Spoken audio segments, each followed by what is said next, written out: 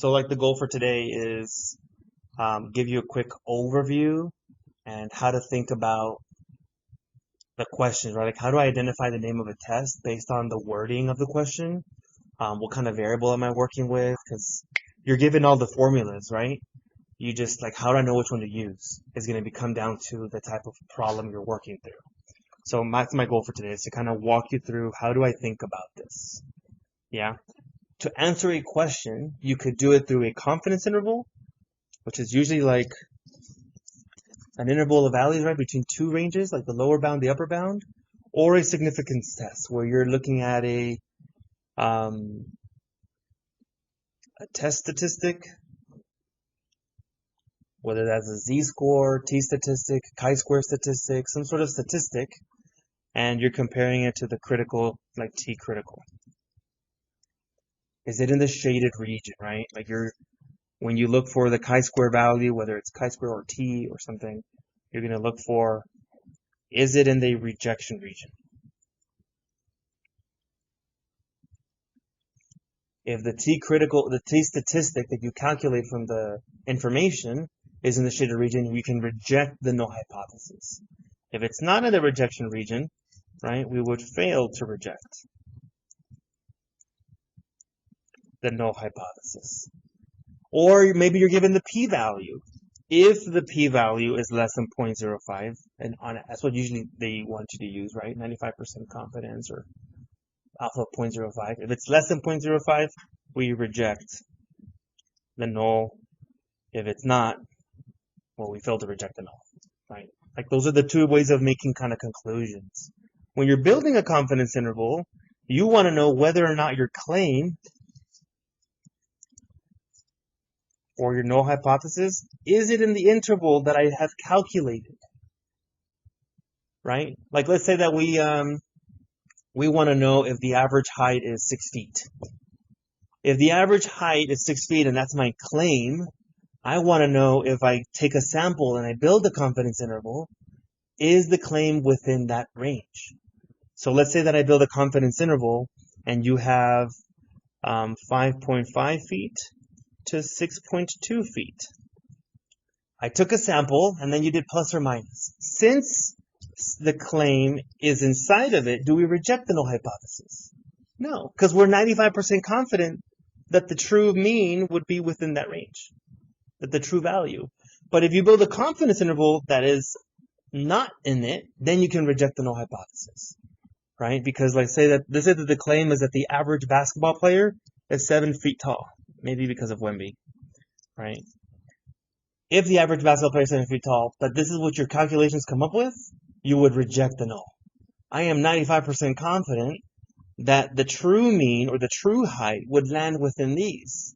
Therefore, I can reject the claim and I can state that we have convincing evidence to say that they're actually shorter or something else like that. Right? So if it's within the interval, we fail to reject. If it's outside the interval, so this is fail to reject. If it's outside, we reject. Right? Here, if it's in the shaded region, we reject it because we're looking for something smaller. If it's in the non-shaded region, we fail to reject. Those are the two different ways of going about it, right? And as you're building it, in general, you have your state, plan, do, and conclude. The stating is where you start with the null and the alternative hypothesis. This is like the first component. You have to define your variables. What are you trying to find? The average height of people, a proportion, a chi-square value. What are you trying to claim, right? The null will always be that whatever they're claiming is true, right? If they say that the mean height is 7 feet, sure, the mean height is 7 feet. As long as you define that variable that you're using, right? It helps to put it in words like the true mean of all basketball players is 7 feet high. The alternative is maybe you're trying to find evidence that it's less than 7 feet. And this is what you're trying to find evidence for. Maybe it's the fact that it's less than 7. So the state portion, you always want to start with that. The planning, this is where you check your conditions. You name the test that you're doing maybe. The significance level that you're going to go about. right? Like you can draw a picture to determine like the rejection region. All that kind of stuff goes in the planning component. The doing is the actual math, like build a confidence interval, right? Do the formulas that you're given. Like this is where you apply stuff. Maybe you're finding the z-score and you're trying to find the observed minus expected over the standard deviation, right? This is the formula component. And then the conclusion, this is where you're going to say, ultimately, you're going to reject or you're going to fail to reject the null hypothesis based on what you found, right? So you're going to come to some sort of conclusion. If you don't know what to do with an FRQ, this is a big pointer for you. If you don't know and you're like blanking out, make up hypothetical numbers. Take a minute or two to really understand the question. Write your null and alternative. If you don't know some of the conditions, write as much as you know, maybe the alpha level, draw a picture if you can, write something, make up a value, and say, if my p-value is less than 0.05, I will reject the null hypothesis. If my p-value is greater, I will fail to reject it. So you can make up like a hypothetical solution, even if you don't have a concrete evidence, and your FRQ, you can still get partial credit, right? You want to write something in an FRQ. You don't want to leave those blank, right? Because maybe you get a couple points here and there, and that helps you in your scores. And then for a significance test, you do the same thing, right? State, plan, do, and conclude. Do we reject or fail to reject? HO, right? Do you have enough evidence to support the alternative hypothesis? Stuff like that. Yeah. And then these are the general formulas in the bottom. They're general formulas, right? You have a statistic, a critical value, and a standard deviation of the statistic. So this will vary depending on what statistic you're calculating. If it's a proportion, then it would be the proportion formula. The critical value is based on the confidence interval when you're building an interval. Do we know how to find the critical value on your tables and your charts? When you go to your chart, the critical value is associated with, here under the T equation, here you have all the confidence intervals in the bottom. So if I want to build a 95% confidence interval, this is my critical value. 1.960 would be my critical value for that confidence.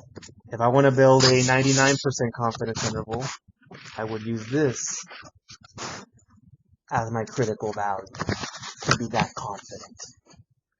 And that table should be given to you as well. Right? So all of this will vary based on the statistic. If it's a mean, then it's a standard deviation of the mean.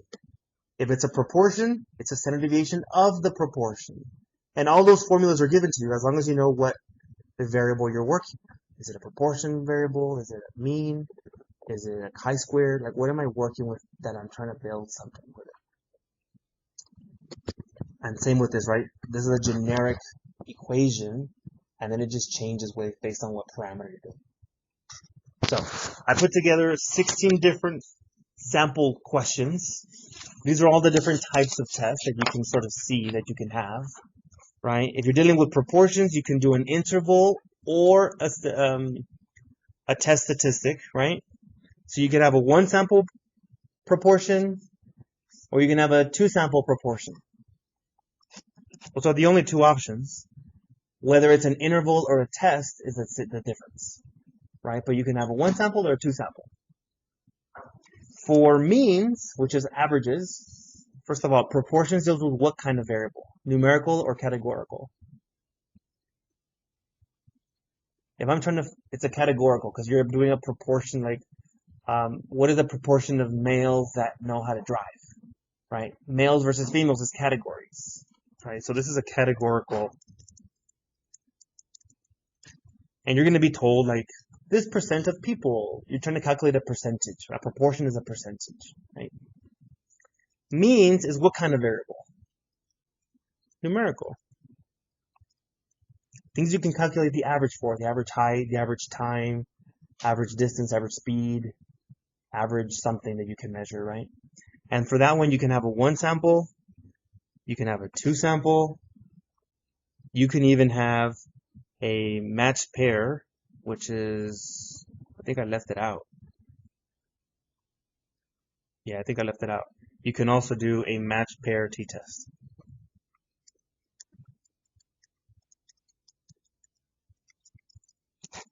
As a scenario. And I'll explain those in a minute, right? How do we know when to use a z-test versus a t-test? You're mostly going to be doing t-tests, but you can also do a z-test for these. When do we use a z-test? When we're dealing with a numerical value. Z-test is when you know the mean and the population standard deviation. You know the population parameters, use z-test. T-test is when you don't know the population parameters. You only know the sample information. So if I found the average height here and the standard deviation of everybody in this room, it's just a sample. But if I told you the average height for all high school students and the standard deviation for all high school students, then we would use a z-test for all population versus a t-test. The math is the same, but you use a t-table versus a z-table. That's the only difference. And then if we're looking at categories, right, you can have chi-square goodness of fit, kind of like your M&M lab. Did you guys do the M&M lab activity? Where you're given a percentage that's supposed to be brown, percentage green, percentage blue. You're trying to see how good does the data fit what is being expected, like a particular distribution, right? And you're going to be given the percents for that. Like green, blue, yellow, etc. And you're trying to use the sample to see how good does it fit the chi-square. So that's just one sample, right? Take a bag of M&Ms and you calculate the number that you got and see if the percents match. Chi-square test for homogeneity is when you're also comparing it to but you're having more, right? Like this is where you start getting into the two-way tables. Maybe you're dealing with gender, you're male, female, and you want to know, is the distribution of males the same as the distribution of females for maybe shoe brands?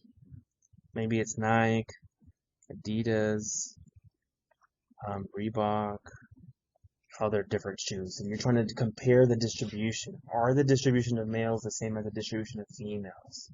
But now you're dealing with a two-way table for the chi-square test of homogeneity. And these are all categories, right? Males and females are categories. The types of shoes, the shoe brands are all categories. So the table is organized in a two-way table with categories. Now, this same two-way table could be asking for, is there a relationship between gender and the type of shoe? When you're trying to compare a relationship or an association, we do a chi-square test for independence. And there's a whole video on this whole topic. I go specifically. I think it was review 3. I think it was our last week where we spoke about chi-square. So if you want to go into all the specifics and examples of how to identify them, you can watch that previous video. Right? This question is asking about the distribution. Do males like the shoe brands the same as the females? Meaning, do they have about the same amount of proportion? Right? Are they evenly distributed in that sense? Are the distribution of shoe interests the same for males and females? Well, here we're identifying the relationship. Is there a relationship between gender and the type of shoe they prefer? And now we're doing a slightly different test. Same math, same chi-square statistic, but slightly different conclusion. Yeah. And then if you ultimately have two quantitative variables or two numerical variables, if you want to identify if there's an association, like is there an association between height and maybe your GPA? Is there a relationship between these two numerical values? Right? There wouldn't. I just made something up, right? But if you're trying to identify between two numerical versus two categorical, we're dealing with slope. Because if there is a relationship, then it probably has some sort of slope, right? That allows you to predict the outcome based on the input. right? And for that one, you're trying to say whether or not, like the null hypothesis is that the slope is 0. There's no relationship. The alternative would be that there would be some sort of slope. Maybe there's a positive relationship versus a negative relationship, you know? And there's a whole video on that too. I think the last video was that. And the previous, second to last video was chi-squared. Yeah. AP Review 4 was all things related to linear regressions. And the week before that was all things chi-squared.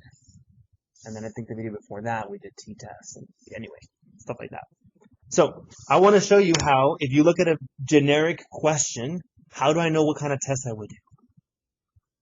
Right? We're not going to fill out everything, but I do want to show you which test it is so you can at least like use that formula when you're doing the math and the conditions and such. So as you look at this first example, and these are all little screenshots of previous questions, so it's not the whole question. Some of them is just little snips and bits. We doing okay? Here's the thought process. Go ahead.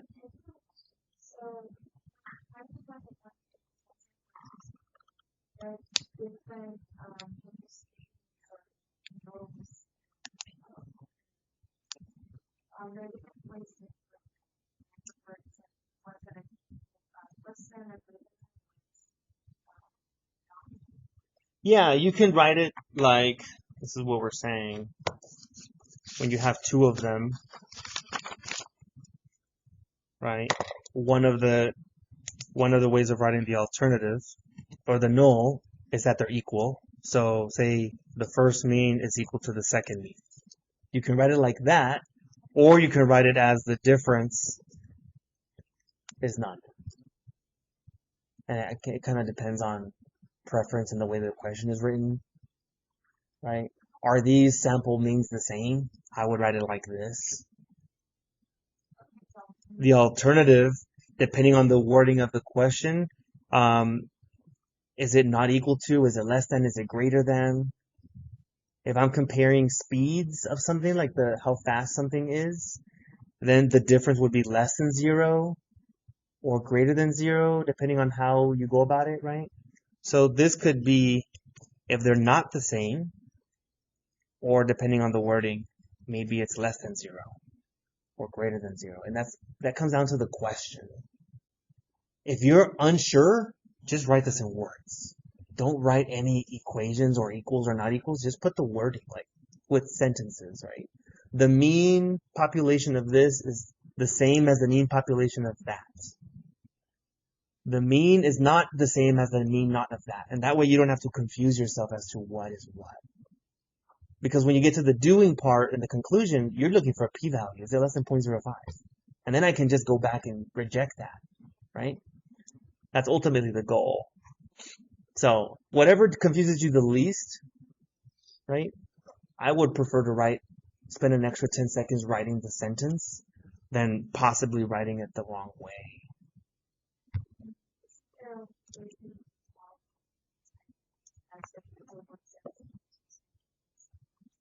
Well, we will talk about that here. We're going to do several of everything so that we can put it to use. And then if we get to one of them, you can say, is it this one or that one? Yeah.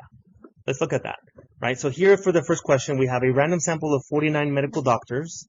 They show that they work on average of 53.1 hours per week with a standard deviation of 7.2 hours per week. So this is a random sample, right? So like N is 49 here. I am told from my sample, the average, this is X bar, is 53.1, while the standard deviation is 7.2. This is from the sample, right? If the California average, that's the population information, right? And I'll probably do it in pen so that you can see this a little darker. My sample size is 49. My sample average is 53. Standard deviation is 7.2. California is the population, so we're given the population mean is 60. Does this give enough evidence that the LA doctors were significantly less than California? So I'm taking my sample, one sample, and I'm comparing it to the mean, right? So let's think about that for a second. Do I have the population standard deviation? No. So I will not use Z. This is a one sample t-test. Because I have one sample, and it's a t-test because I don't have the population standard deviation. If I were told that the California standard deviation is some number, now I can compare it to the actual value. But I don't, right? Null hypothesis is going to be what? That it's the same. We just assume it's equal. Nothing changes. The alternative is the less than part. Does the data show that it's less than what they're claiming? So mu is less than 60. So part of my picture or my drawing, my rejection region, if you will be on the left side because it's less than. Yeah. Had the question said, is it different than the rest of California? Then it would have been not equal to. Then it would have been a two-sided test because it would have been, is it different than what they're claiming? It doesn't matter if it's more or if it's less. It's just different, right? So you can have wordings like, is it more? Is it less than? Or does it differ? And that's how you use the symbols for your shading components. Then you would actually do the math and you would conclude based on the percentage of the information, right? But now you're dealing with a one sample t-test. Number two, you're dealing with white blood cell counts. They're normally distributed. That's part of your conditions, right? So like we can talk about that. The mean is 7,500 and the variance is 500. If a patient has taken 50 laboratory blood tests that have this mean and this standard deviation, is it significantly different than the normal? So, what does this information represent? Population mean and population variance, standard deviation. So you're given the mean and standard deviation. I already know I'm going to be dealing with a z-test of some kind. Because z-test, I'm given everything. I'm given a sample, a 50 sample, n is 50. And I have the mean, x bar, and standard deviation, 393. This is a one sample z-test. I could spell test. Right? So one sample z-test. And then you would go through the null, alternative, your conclusion, that kind of thing. But at least we can identify the formula we're going to go with. Right? All right, let's move on. USA Today reported in 1992 that 39% of all elementary students claimed that they grow up, they want to do something to help other people. However, in 1995, 128 out of 317 claimed that when they grow up, they do want to do something that helps other people. Does this information indicate that there has been an attitude change in either way? This is a key word, either way. Now, what are we working with here? Percents. Proportions is what we're going to work with. This is some sort of proportion test. Now, there is a claim. That's 39% is the claim, right? The sample that we're calculating is 128 out of 317. You can put that in the calculator for your sample proportion. And you can put that and get a number, right? I can find that real fast. 128 divided by 317. 0.40. So my sample is 0.40. The claim is 39. I want to know whether or not my one sample is different than the 39 in this claim. And different, either way, represents what for the alternative? Not equal to. Yeah. My sample will be that the true proportion is 39%. Or 0.39 when I write it in decimal form. I want to know, is 0.40 significantly enough to make that difference? Right? And we do the math to go about it and to decide. And you have your proportion formulas, right? p hat times 1 minus p, the square root. Like there's all these formulas that you're given and you can plug that in and find out. But this is a one sample proportion z-test. I'm having one sample and I'm comparing it to a claim. One sample proportion z-test. As opposed to the previous question was a means, right? As an average you were comparing. The next one, the manager of a sporting goods store offered a bonus commission to a salesperson when they sold more goods. A new manager dropped the bonus system. For a random sample of 6 salespeople, the weekly sales are shown in the table below. Now, there's no question here, but let's look at the data. What are we working with in this data? What do these numbers represent? It's a table, and each number on top, 1, 2, 3, 4, 5, and 6 represents what? It represents the salesperson. These are different people. These are all employees. So there's like 6 employees, right? And each employee, they calculated how much they sell when they were offered a bonus versus when they were not offered the bonus. Because the same individual produces a before and after, this is a matched pair t-test.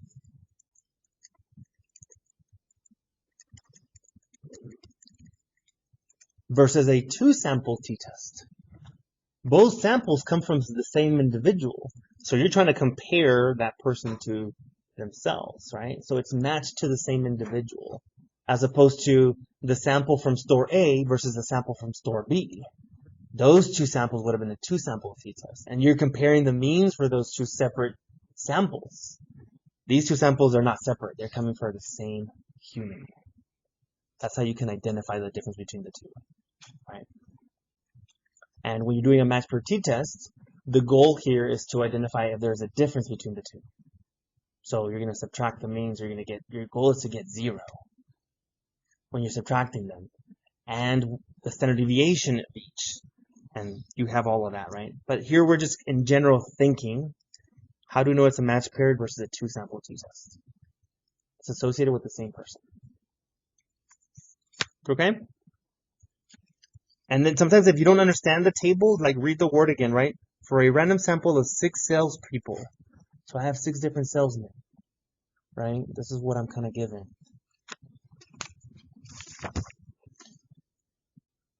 In 1975, random sample of 1484 adult citizens were surveyed. Surveys already tell me with proportions, right? I'm already thinking a proportion kind of test. 193 strongly agreed. And then in 1991, another survey showed that only 61 agreed. Does this indicate that a proportion of US adults strongly agree with the statement has dropped? Here we're looking for dropping, so it's less than, right? It's definitely a proportion test. Let's see. It's definitely a proportion test, but I'm comparing what? 2 samples. 2 separate proportions. Notice how none of these were a particular claim. Right? This is one sample with a proportion, and then another sample with another proportion. This is a 2-proportion z-test. Because you're comparing 2 proportions and they're both samples. Right? As opposed to one being the claim and the other one being a sample. So this is a 2-proportion sample, 2-sample proportion z-test. And then you can go find the equation that has P1 and P2 in it. You can kind of narrow it down. Like, all right, now I know where I'm going to do the math for. What's my null hypothesis? There's no difference. P1 is the same as that. What's my alternative? Yes, but the question here is that it has dropped. So then it would be less than the other one, right? Or you write it, but you have to define P1 as something and P2 as something for it to say dropped, right? As long as you define what P1 is, you don't want to just put P1 is this, P2 is this. say P1 represents the first survey of 1975. You can even call it this. P of 1975 is the same as P of 1991. That's probably the easiest way to avoid confusion. Next one. You have 5 small cities in California with information about teenagers, right? Not in school and the death rate per 1,000 residents. Given the information below, can the percentage of teenagers not in school be used to predict the percentage of the death rate? So what are we dealing with here? What kind of variable are we working with in this table? Yeah, so categories.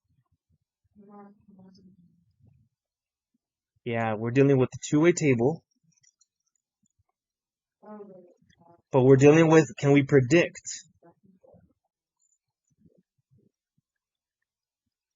Yeah, this would be association slash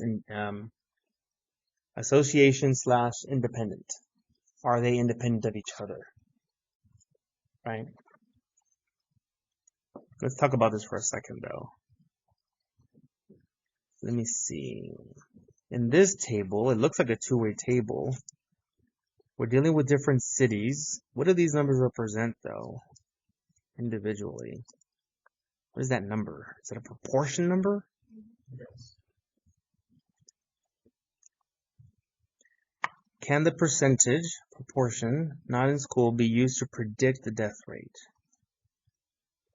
Prediction, though.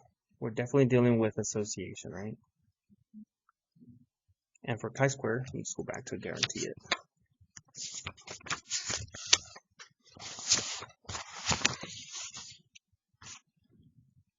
Independence categories?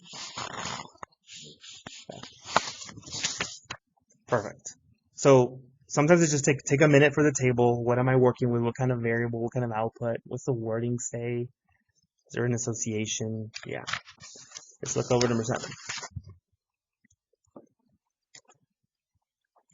Here we're dealing with a retail store. The director wanted to see if Christmas music affects book sales.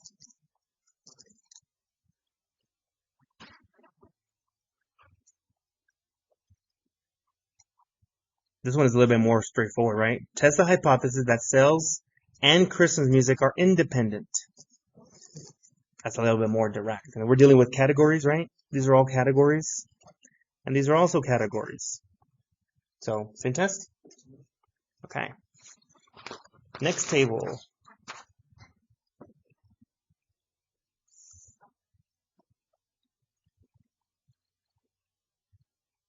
We're dealing with miles per hour. What kind of variable is this?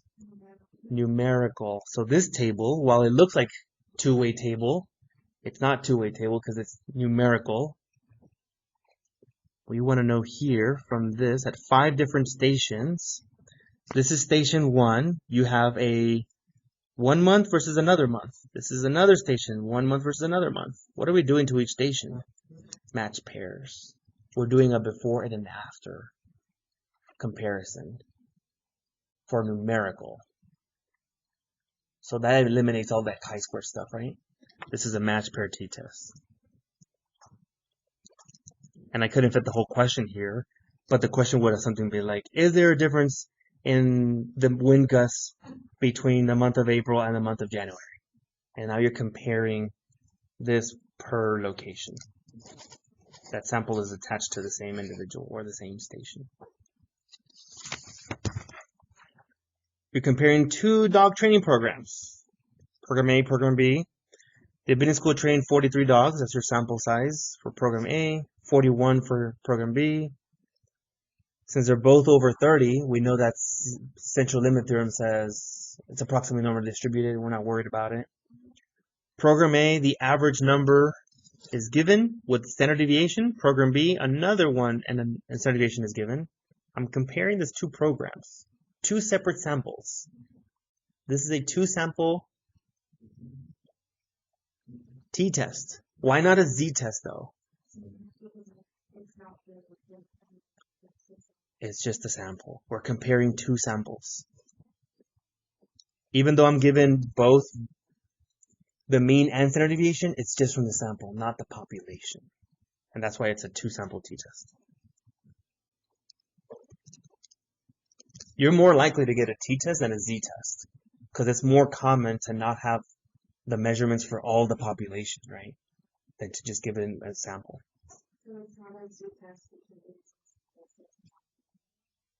Right.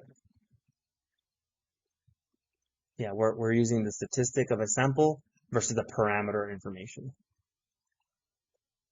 If we had the parameter information, we wouldn't need to do a test because I already have enough information. I have all the information, right? Usually that's why you're not given that information. Here we have a firm that does market surveys. We want to check hired Snoop to study the age distribution of people who buy CDs. We're looking at distributions of what? This is the distribution of categories. Now, this is the claim, and this is my sample. What do you think we're going to do here? It's categorical, and I'm given a percent distribution and a sample. I'm using the sample to see whether or not it fits the claim. Goodness of fit. Chi-squared goodness of fit. This is like the M&M one, right? These are the percents for each M&M color. You find your sample. Does it match the claim that they're saying for the different categories? Chi-squared goodness of fit. So you're looking for a chi-square statistic, right? You're looking to see if it's greater than what they're saying and if it's in the rejection region, all that information. A lot of times, at least for the multiple choice questions, if you can identify what kind of variable it is, numerical, categorical, you can eliminate half the answer choices on the multiple choice part because you know it's not this kind of test. You're like, eliminate all those, and then I can really think about the question. 1 sample, 2 sample, right? Is it a match period or is it a 2-sample t-test, that kind of thing. 500 adults participate in a comparison between the effectiveness of 3 pain relievers. Okay. Participant used one of the 3 medications for 1 month and then were asked to see if the product was effective.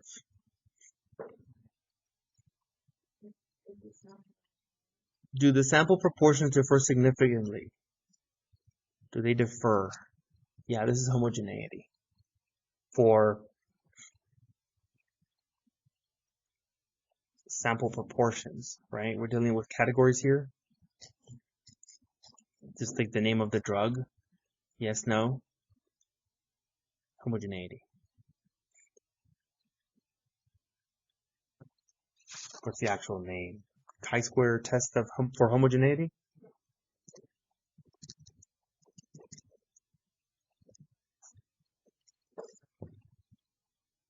How can I make this a chi-square test for independence?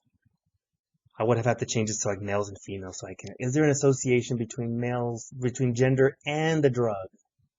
Right? But here we're trying to see whether or not they're distributed differently, right? Are they homogeneous or not? The next one, the manufacturer claims that the microwave popcorn is only 2% of its kernels fail to pop. So we have a claim. I'm giving some sort of parameter already, right? A competitor believing that the actual percentage is larger, that's the alternative, suggests that 2,000 kernels and finds that 44 failed to pop. I'm dealing with proportions here, right?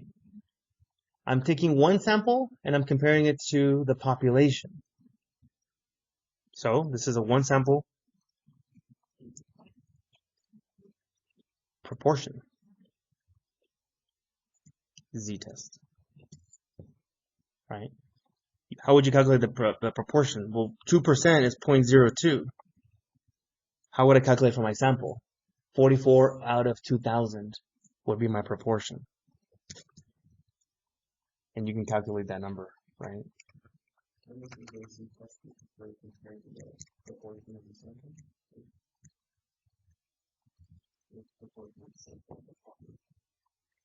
We're comparing the proportion of a sample to the proportion population. That's why it's a Z. Z makes it compared to the population, and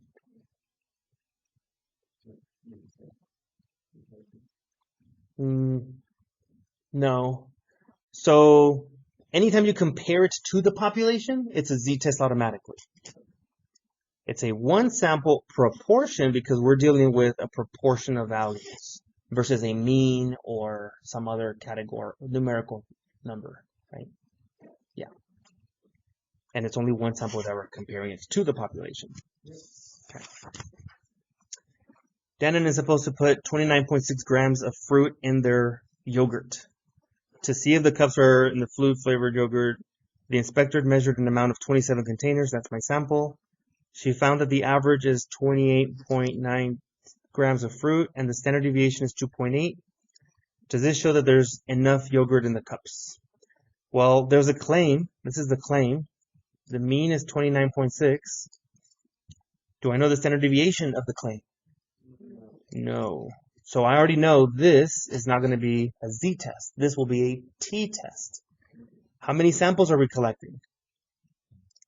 1. Sample size is 27. Pretty close to central limit theorem, right? 28.9 and 2.8. I have a 1 sample T-test versus a Z-test because I don't know this.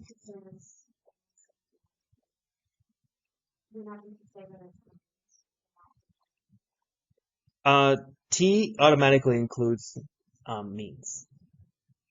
Yeah. I only have to specify proportion when I'm dealing with Z-tests. Like, if it's a Z-test, you want to say 1 sample Z-test for means versus 1 sample Z-test for proportions, right? That's really the only time you have to differentiate. You're never going to use the T-table for proportions. But the Z-table, the Z-score, right? For Z-table, you can do proportion or mean. Strictly averages, yeah. And then Z could be used for either. Chi-square is strictly, chi-square is strictly categorical. So you're never going to find the average of something and do a chi-square formula. Yeah, so this one is strictly means, strictly numerical. That's usually the only numerical value we don't care, the average of something, right? As opposed to other numerical values. Yeah.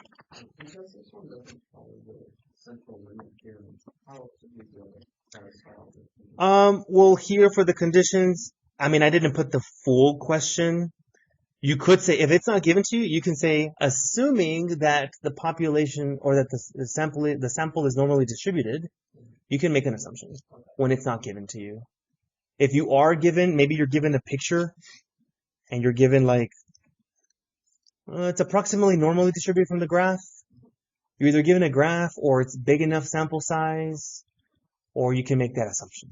But just stating alone that you know that it's normally distributed allows you to use the T-table because of the normality assumption. Yeah, you can always just assume if it's not given. All right, we're almost there. 14, shoe manufacturer developed a new running shoe that reportedly enables, I misspelled that word, reportedly enables one to run faster. So we're looking to run faster for the new shoe, right? 8 adults participated in the study, and each adult tried both shoes on. What kind of test is this? Match pair.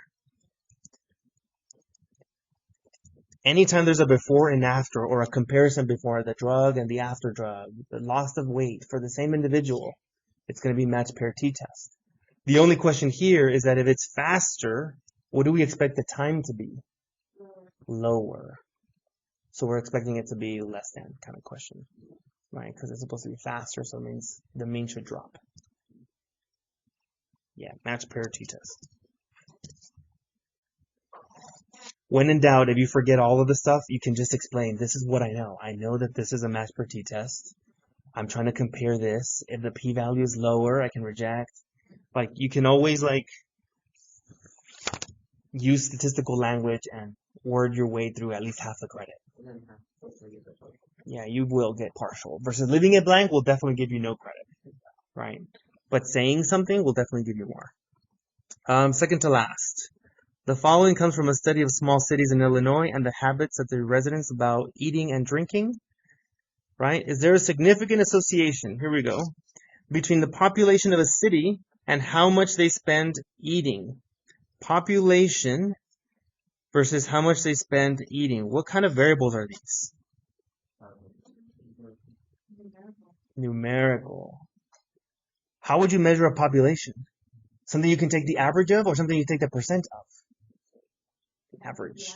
The average of. Now you're dealing with percents. When you're dealing with gender or proportions or voting or something like that, you're dealing with categorical, but these are both numerical. How do we compare numerical between two?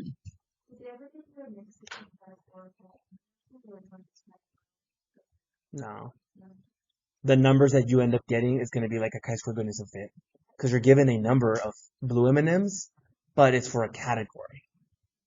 So it can feel like it's numerical and categorical, but they're really categories. How do we identify if there's an association between two numerical? This is linear regression for slope. If there is an association between the population and how much money they spend, you would then be like, oh, the more people we have, probably the more money they spend on something. Another way to help you identify this is like, how would I graph this kind of problem? If I had data, how would I graph it? Would I use a scatter plot or would I use like a bar graph? Right? That would kind of allows you to identify between numerical versus categorical. Can I find the average of these numbers? Or is it more of a percent problem? Right? Helps you kind of identify it.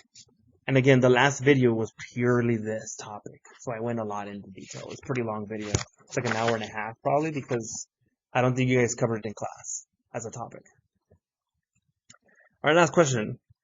The leading manufacturer claimed that the popular version of its minivan is available has an average price. So we're given the mean and standard deviation. We're given standard deviation. I already know, right? This is what kind of test? Z test of something because I'm given both information.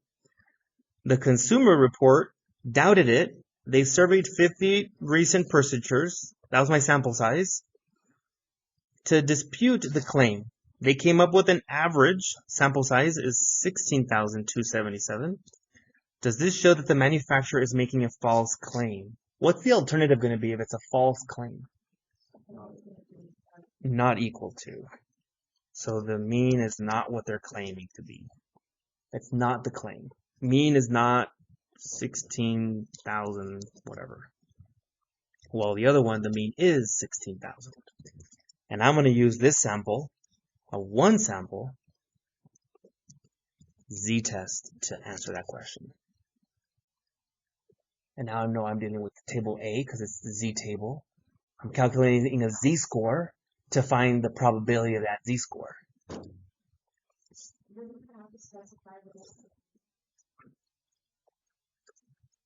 You could, yeah.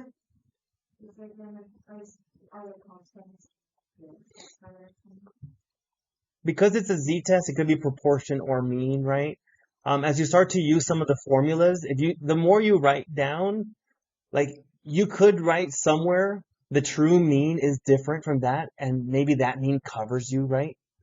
It wouldn't hurt to put one sample z-test for means. It would not hurt, but as long as somewhere you describe that you are talking about the mean of something, whether it's in your conclusion or in your hypothesis, like they know that you're dealing with non-proportion problem. Otherwise, you're using p-hat and stuff like that, right? When in doubt, write the words. Write it out, right? You're going to spend a lot of this test writing.